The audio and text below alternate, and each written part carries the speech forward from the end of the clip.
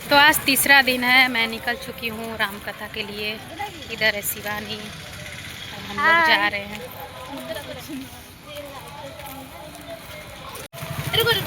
ये रही मेरी सिस्टर, सारे लोग। जल्दी चलो शिवानी, चलो।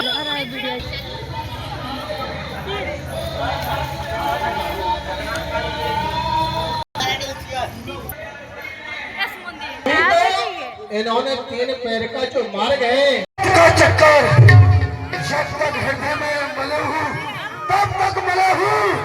यदि भर गई क्रोध में तो नहीं छोड़ूंगी, खा जाऊंगी। अरे मैं तो खाऊंगी खाऊंगी।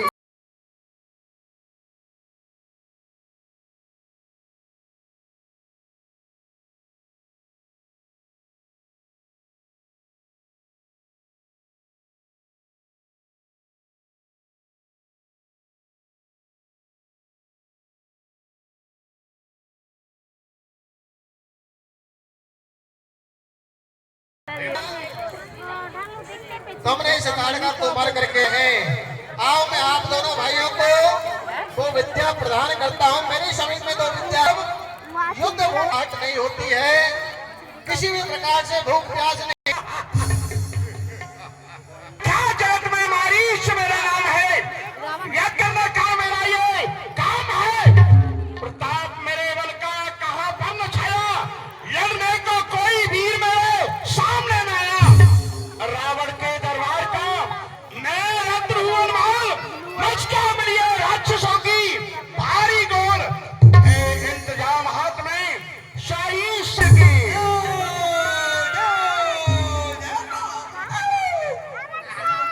ये है रावण। एक को छोटी करे कि मैं उससे हमने मारी हमने मारी हमने मारी। पीछे से आवाज आ रही है, हमने मारी कोई है। अब पूछते किससे मारी, किससे मारी, किससे मारी, क्यों मारी। क्या हो गया भैया? जो बता, ये मूर्ति नहीं उठ रही है। नहीं उठ रही?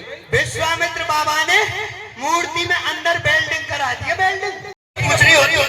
भैंस तो पशु है। अच्छा अच्छा, एक बात बताओ, आप यहाँ से चले जाओ। सुनो सुनो, इनसे पूछने। अच्छा, जिस स्त्री को मुझे बराबर बोल रहा है, बोल रहा है। हाँ, कहावत करो।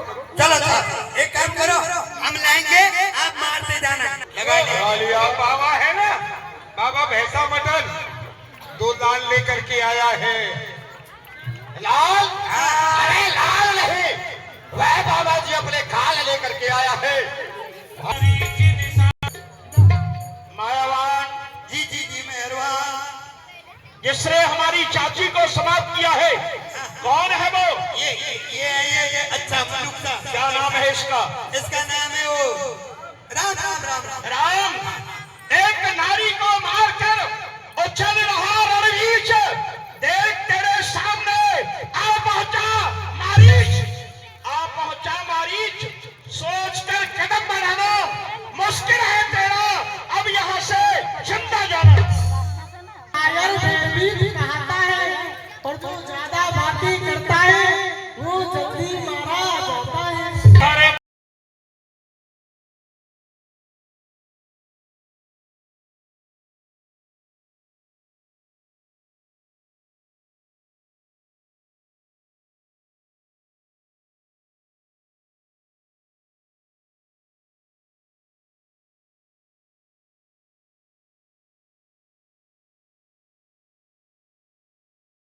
कालक शत्रु कालक धर्म के अवतार हो। आज महाराज इंद्र आपके इस जग में जय जयकार हो। शुभ दिन हो हमारा, सफल यह दरबार हो। हम तुच्छ देवताओं की इन चरणों में वंदना स्वीकार हो। नमस्ते। बोलो देवराज महाराज इंद्र की। सदा वसंतम हृदयारविंदे भवं भवानी सहतम नमामि। सुख संप्रदा लहा करे मुंडन की माल, जाके चंद्रमा ललाट सोहे, वार्षिक से दास दुख दारिद्र दहा करे। चार वेद बंदी जाके द्वार पाल नंदी, कहे कवि आनंदी। महाराज, आपके हमारे देवलोक में अप्सरा हैं, बहुत सुंदर हैं। स्वयं आपकी पत्नी सती भी बहुत सुंदर है।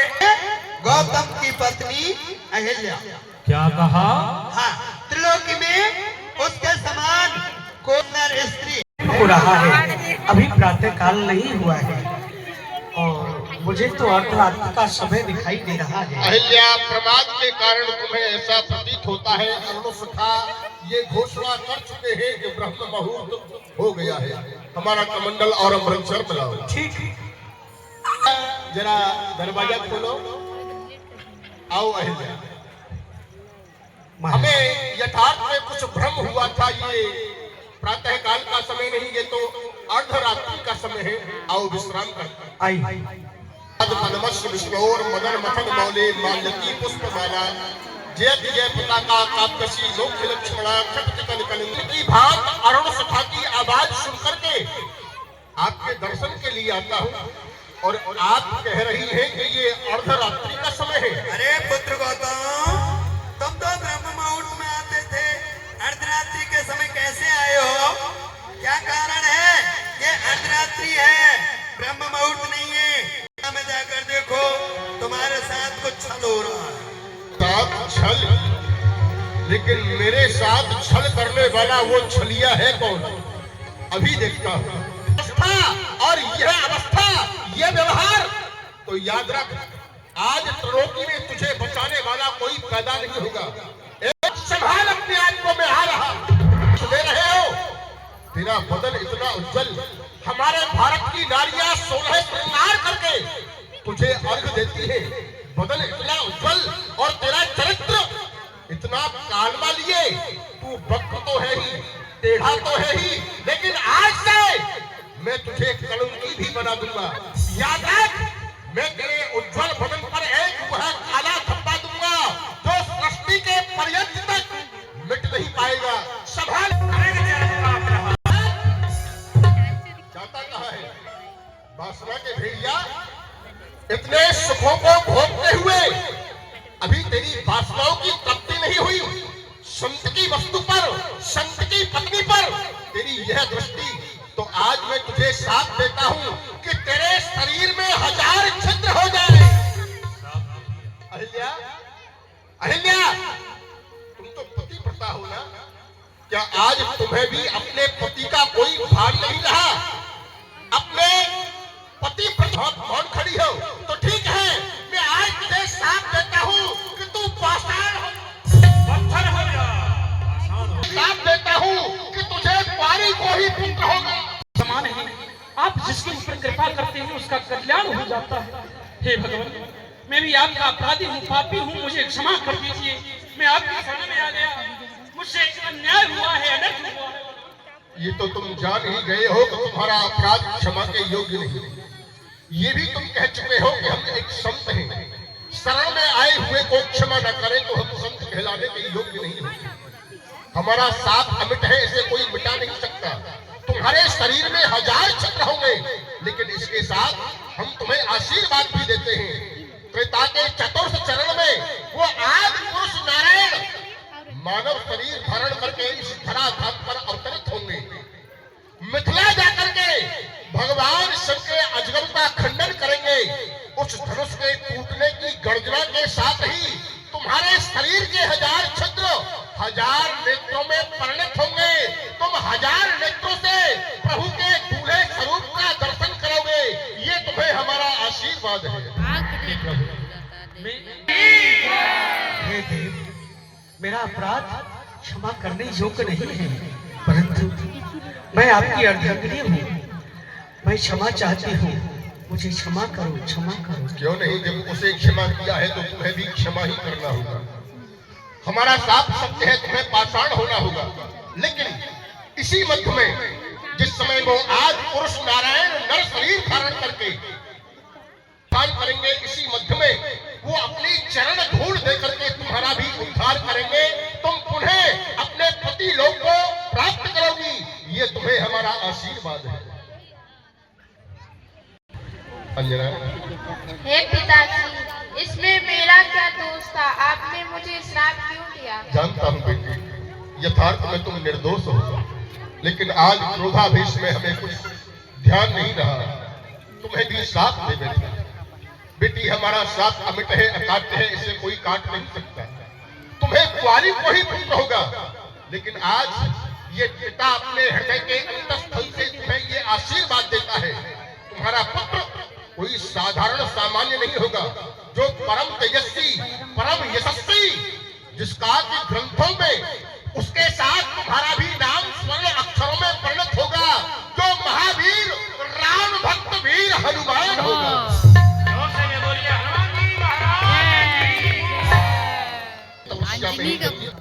मुनि शाप से पीड़ित होकर के मुनि पत्थर की शिला ये सुंदर नारी, कब आएंगे लक्ष्मण राम यहाँ, चिरकाल से देखती बात तुम्हारी, सौभाग्य से आज योग लगा, करिए करुणा करुणानंद ज्ञानी, रखिए पद पंकज मस्तक पर, ये चाहती है रय धूल तुम्हारी।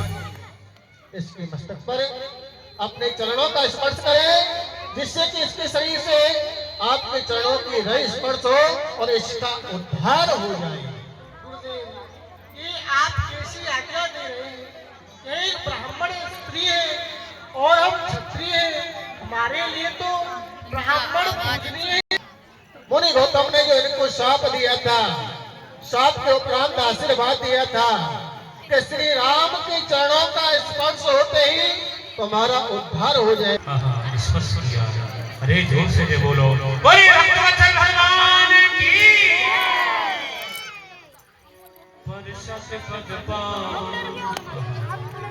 एक बार और जोर से जो बोलो, बोले भक्तवत्सल भगवान की। आप पवित्र स्त्री हो, आप संसार का उद्धार करने वाले हैं प्रभु। रावण जैसे दुष्टों का विनाश करने वाले हैं भगवान, आपकी जय हो जय हो जय हो। और उन्होंने दिया है वह साथ मुझे आज लाभ होकर के लग रहा है, क्योंकि मैं अपने नेत्रों से आपके इस कमल रूपी मुखारविंद के दर्शन कर रही हूँ भगवान। इस लाभ को भगवान भोलेनाथ जानते हैं प्रभु। मिथिला नगरी में पधार चुके हैं, सेवा तो कर रहे हो ना? संपूर्ण मंत्रिमंडल मुनि के स्वागत के लिए हमारे साथ चलते। बड़े सौभाग्य से कृष्णों को आप जैसे तपोनिष्ठ संतों के दर्शन प्राप्त होते हैं, इसलिए भगवान आज मैं कृतार्थ हुआ, धन्य धन्य। के सुपुत्र है, कुल का पालन करने वाले हैं, ब्रह्म श्रुति शास्त्र नैत नैत कह करके जन का क्या हो गया है? मुझे क्या हो गया है? हाँ सखी, मैं तुम्हें बता नहीं हूँ सखी। देख तो कुमार हमारी अमराई में ऐसे आए हुए हैं, एक का गौर वर्ण, एक का नील वर्ण, जिन्हें देख करके मैं अपनी शुद्ध बुद्ध खो बैठी, मुझे कुछ पता नहीं है। क्या हो गया? अरे हम हाथों में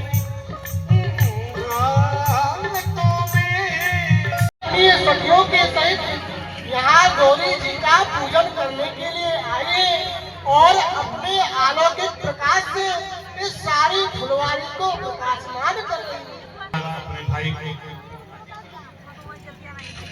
इस प्रकार से समझा रहे हैं, और रघुवंश कर सहज स्वभाव, मन को पंथ पग धराई न करो। और रघुवंशियों का तो सहज स्वभाव है, वे स्वप्न में भी कुमारक पर अपना पैर नहीं बढ़ाते। मोहे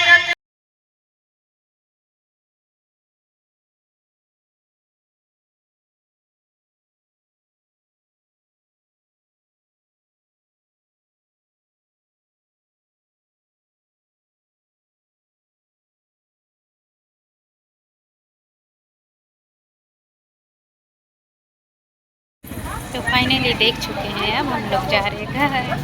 फिर कल मिलते हैं।